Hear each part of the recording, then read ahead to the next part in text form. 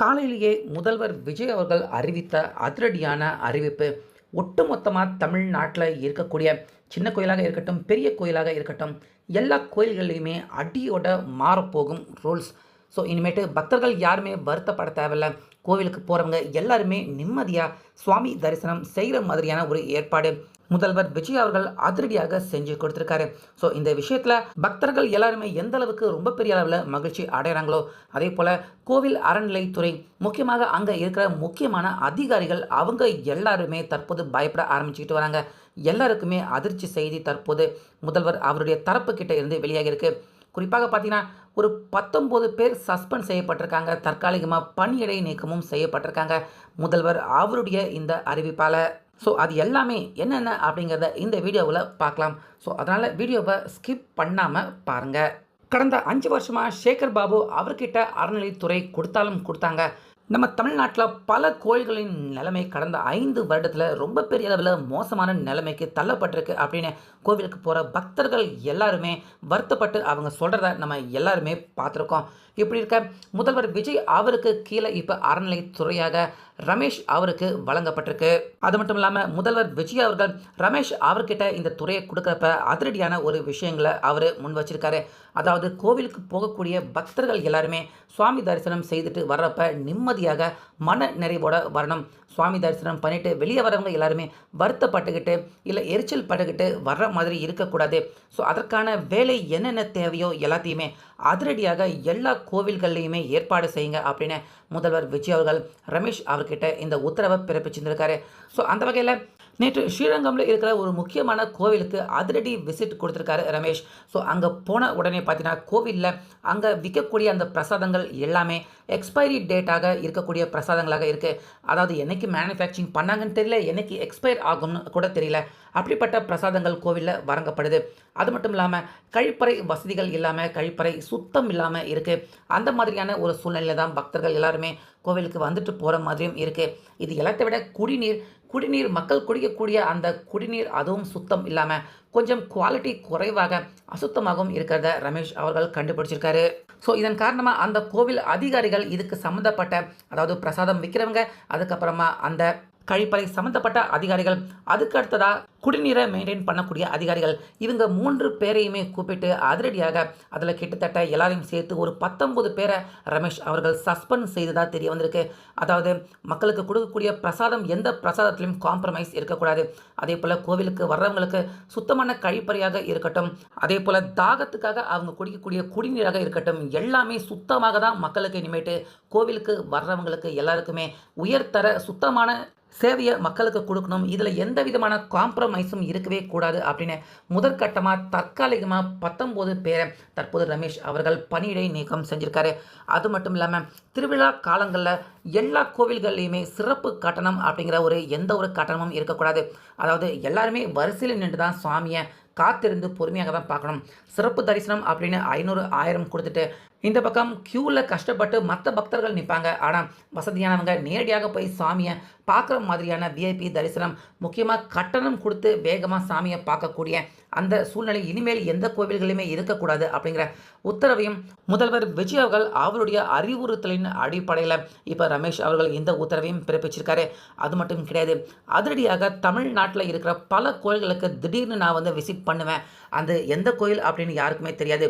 திடீர்னு அதிரடியாக அறநிலைத்துறை அமைச்சரான ரமேஷ் அவர்கள் திடீர்னு நான் விசிட் பண்ண வேண்டியது நிலைமை இருக்கும். அதனால் எல்லா கோவில்களில் என்னென்ன பிரச்சனை இருக்கோ அது எல்லாத்தையுமே உடனடியாக நீங்களே சரி பண்ணி வச்சுக்கோங்க. அதாவது மக்களுக்கு கொடுக்கக்கூடிய பிரசாதம் எல்லாத்துலேயுமே தயார் பண்ண டேட், எக்ஸ்பைரி டேட் ரெண்டுமே கண்டிப்பாக இருக்கணும். அதுக்கப்புறமா கழிப்பறையாக இருக்கட்டும், குடிநீராக இருக்கட்டும், எல்லாமே அசுத்தமாக இல்லாமல் சுத்தமாக உயர்தரமாக இருக்கணும். எந்த நேரத்தில் வேணாலும் எந்த கோவிலுக்கு வேணாலும் நான் விசிட் பண்ணுவேன். அதனால் எல்லா அதிகாரிகள் எல்லாருமே அவங்க கோயிலை எந்த அளவுக்கு நல்லபடியாக வச்சுக்க முடியுமோ அந்த அளவுக்கு நல்லபடியாக வச்சுக்கோங்க. நான் விசிட் பண்ணி அந்த இடத்துல எனக்கு திருப்தி இல்லாமல் இருக்கும் பட்சத்தில் கண்டிப்பாக அதிகாரிகள் எல்லாருமே சஸ்பெண்ட் செய்யப்படுவாங்க. வேலையை விட்டு நிரந்தரமாக தூக்கக்கூடிய அதிரடி நடவடிக்கைகளும் கண்டிப்பாக இருக்கும் அப்படின்னு இப்போ அறநிலைத்துறை அமைச்சரான ரமேஷ் பார்த்தீங்கன்னா அதிரடியான இந்த உத்தரவை அவர் பிறப்பிச்சிருக்காரு. ஸோ இதை கேட்ட அறநிலை சம்மந்தப்பட்ட எல்லா அதிகாரிகளுமே தற்போது ஆட்டம் காண ஆரம்பிச்சிருக்காங்க. ஏன்னா இத்தனை நாள் சேகர் பாபு அவருடைய கீழே தான் இருந்துச்சு அறநிலைத்துறை. யார் என்ன வேணாலும் பண்ணிக்கலாம், எப்படி வேணாலும் போகலாம் அப்படிங்கிற மாதிரி தான் மோசமாக சீர்குலைஞ்சு இருந்த அறநிலைத்துறையை இப்போ நம்ம முதல்வர் விஜய் அவருக்கு கீழே இருக்கிற ரமேஷ் அவர் வெகு விரைவாக எல்லாத்தையுமே அவர் சீரமைச்சிக்கிட்டே இருக்காரு. ஸோ இதனால் பக்தர்கள் எல்லாருமே ரொம்ப ரொம்ப அளவில் மகிழ்ச்சி அடைய ஆரம்பிச்சிட்டு வராங்க. அதே போல் சம்மந்தப்பட்ட அதிகாரிகள் எல்லாருக்குமே இது ரொம்ப பெரிய ஒரு ஷாக்கான தகவலாக தான் இருக்குது. ஸோ இதை பற்றி அறநிலைத்துறை அமைச்சர் ரமேஷ் அவர் என்ன சொல்லியிருக்காரு அப்படிங்கிறத சுருக்கமாக இங்கே ஒரு சில வீடியோ கிளிப்பிங் மூலிமா நீங்களே பாருங்கள். இன்றைக்கி திருச்சியில் இருக்கக்கூடிய பல்வேறு கோவில்களில் வந்து ஆய்வுகள் மேற்கொண்டுட்டு இருக்கிறோம். குறிப்பாக இப்போ திருவானை கோயிலில் வந்து நம்ம இருக்கிறோம். இங்கே தான் வந்து ஆய்வு பண்ணிக்கிட்டு இருக்கிறோம். இங்கே இருக்கக்கூடிய பேசிக் ஃபெசிலிட்டிஸ், பக்தர்களுக்கு இருக்கக்கூடிய டாய்லெட், குடிநீர் வசதி, அன்னதானம், பிரசாத ஸ்டால்ஸு, இது போன்ற பேசிக்காக பக்தர்கள் பயன்படுத்தக்கூடிய அனைத்து விஷயங்களையுமே இன்றைக்கு ஆய்வுபடுத்தியிருக்கிறோம். இன்றைக்கு ஆய்வில் வந்து பார்த்திங்கன்னா இங்கே இருக்கக்கூடிய பிரசாத ஸ்டாலில் விற்பனை செய்யக்கூடிய பொருட்களில் சரியான எக்ஸ்பைரி டேட்டு கிடையாது. இன்னும் சில இடங்களில் மேனுஃபேக்சரிங் டேட்டே கிடையாது. அந்த மாதிரியான ப்ராடக்ட்ஸ் எல்லாம் இங்கே வந்து சேல்ஸுக்கு இருந்தது வந்து என்னுடைய ஆய்வில் வந்து நான் பார்த்தேன்.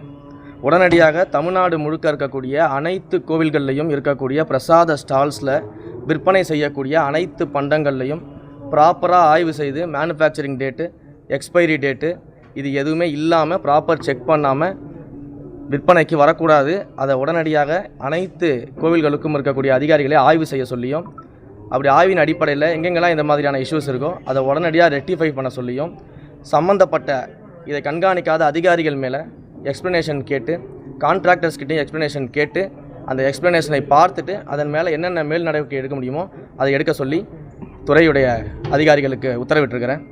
அதே போல் குடிநீர் வசதியும் செக் பண்ண சொல்லியிருக்கிறோம். இங்கே இருக்கக்கூடிய குடிநீர் டேங்க்கு, ஆர்ஓ டேங்க்ஸ் எல்லாம் இருக்குது.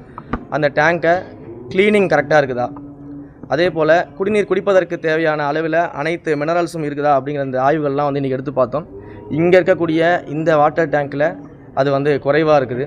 ஸோ உடனடியாக அதை செக் செய்ய சொல்லி அதை யார் மெயின்டெனன்ஸ் பண்ணுறாங்களோ அதை ரெகுலராக மானிட்டர் பண்ணி குடிநீர் வந்து சரியான அளவுகளில் குடிப்பதற்கான அனைத்து சத்துக்களும் இருக்கக்கூடியதாக இருக்கணும் அப்படின்றத வந்து உத்தரவிட்டிருக்கிறேன். அதையும் தமிழ்நாடு முழுக்க இருக்கக்கூடிய அனைத்து கோயில்கள்லையும் தினசரி மானிட்டர் பண்ணி செக் பண்ணி என்ஷூர் பண்ண சொல்லியிருக்கிறோம். டேங்க் கிளீனிங், ஃப்ரீக்வெண்ட்டாக டேங்க் க்ளீனிங் பண்ணி அந்த டேங்க்கு க்ளீனிங்க்கு ஒவ்வொரு கோயில்கள்லையும் யார் டேங்கை க்ளீன் பண்ணுறாங்களோ அதை ரிஜிஸ்டர் மெயின்டைன் பண்ண சொல்லி அந்த ரிஜிஸ்டரில் கோவில் அதிகாரிகள் கவுண்டர் சைன் பண்ணி கம்ப்ளீட் க்ளீனிங்கை வந்து என்ஷூர் பண்ண சொல்லியிருக்கிறோம். கோவிலை சுற்றி இருக்கக்கூடிய கழிப்பிட வசதிகள் அனைத்தையும் சுத்தமாக க்ளீன் செய்து ஒவ்வொரு கோயில்லையும் கழிப்பிடத்தினுடைய வாசலில் வந்து தினசரி செக்லிஸ்ட் இருக்கணும். ஒரு நாளைக்கு 3 வேளை அந்த கழிப்பறையை க்ளீன் பண்ணணும் அப்படின்னா வாசல்லையே ஒரு செக்லிஸ்ட் வச்சு 3 வேளை க்ளீன் பண்ண உடனேயே அந்த செக்லிஸ்ட்டில் வந்து டிக் பண்ணி சைன் பண்ணி அதை தினசரி செக் பண்ணணும். அப்படி யாராவது க்ளீன் பண்ணாமல் செக்லிஸ்ட்டில் சைன் பண்ணிட்டு போனாங்கன்னா உடனடியாக நடவடிக்கை எடுக்க சொல்லியும் நேற்று டிஸ்கஷன்லேயும் பேசணும். இன்றைக்கும் இந்த ஆய்வுகள் அதெல்லாம் பண்ணிகிட்ருக்கேன். தொடர்ந்து தமிழ்நாடு முழுக்க இருக்கக்கூடிய பல்வேறு கோயில்களில் என்னுடைய ஆய்வுகள் இருக்கும். அனைத்து கோயில்களுக்கும் விசிட் பண்ணுவேன். சர்ப்ரைஸ் விசிட்ஸ் இருக்கும்.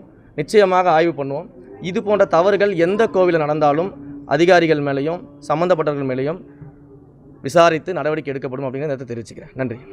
கோவில் யானைகள் வந்து புத்துணர்ச்சி முகாம் நடத்துகிற ஐடியா எல்லாமே ஒவ்வொன்றா பார்த்துட்ருக்கோம் சார். அடுத்தடுத்து உங்களுக்கு அப்டேட் பண்ணுவோம் சார். இப்போ கடந்த சில நாட்களுக்கு முன்னாடி இதே கோயிலில் பக்தர்கள் உட்கார்ந்து இந்த பக்தர்கள் மத்தியில் இந்த துப்புரவு பணியாளர்கள் வந்து தண்ணி ஊற்றி விடுறது வீடியோ வைரலாக அதை விசாரிச்சிருக்கிறேன். ப்ராப்பர் எக்ஸ்ப்ளனேஷன் கேட்டிருக்கிறேன். எதுக்காக அந்த மாதிரி பண்ணாங்கன்னு கேட்டிருக்கிறோம். அந்த எக்ஸ்ப்ளனேஷனை பார்த்துட்டு அதுலேயும் நடவடிக்கை எடுக்கும். இப்போ இன்றைக்கி நீங்கள் அதுலேயே அந்த விசிட் வந்ததுனால தான் கோயில் அங்கே வேலை நடந்துகிட்டு இருக்கேன், சுத்தம் செஞ்சுட்டு இருக்க வேலை நடந்துகிட்டு இருக்குன்னு நான் நினைக்கிறேன். இல்லை, இனிமேல் எல்லா இடங்கள்லையும் விசிட் இருக்கும். தமிழ்நாடு முழுக்க இனிமேல் ரெகுலராக இந்த வேலைகள் நடக்கும். அதற்காக தான் நானே நேரடியாக எல்லா கோயில்கள்லையும் தமிழ்நாடு முதலமைச்சர் மாண்புமிகு தலைவர் தளபதி அவர்களுடைய அறிவுறுத்தலின் பேரில் தமிழ்நாடு அரசின் கீழ் இருக்கக்கூடிய இந்த இந்து சமய அறநிலைத்துறை கட்டுப்பாட்டில் இருக்கக்கூடிய அனைத்து கோயில்கள்லையுமே எல்லாமே சரியாக நடக்கணும். எந்த வகையிலும் பப்ளிக்குக்கோ இல்லை அரசாங்கத்திற்கு எதிராகவோ எந்த விதமான செயல்களோ யாரும் கீழிருந்து செய்யக்கூடாது அப்படிங்கிறதுல வந்து மிக தெளிவாக இருக்கிறோம். அதனால் மாண்புமிகு முதலமைச்சர் அவர்களுடைய அறிவுறுத்தலின் பெயரில், அவர்களுடைய வழிகாட்டுதலின் பெயரில் தமிழ்நாடு முழுக்க இருக்கக்கூடிய அனைத்து கோயில்களும் கொஞ்சம் கொஞ்சமாக ஆய்வு செய்யப்பட்டு இது போன்ற அனைத்து பிரச்சனைகளுமே வந்து ஒரு தீர்வு எட்டப்படும். நன்றி. அனைத்து கோயில்களையும் பார்த்தீங்கன்னா கிராக்கி அடிக்கிறாங்க. அதுதான் சார் சொல்கிறேன். அதுக்கு தான் ஆய்வு போய்கிட்டு இருக்கேன். எல்லாத்தையும் பண்ணுறேன்னு சொல்கிறேன்.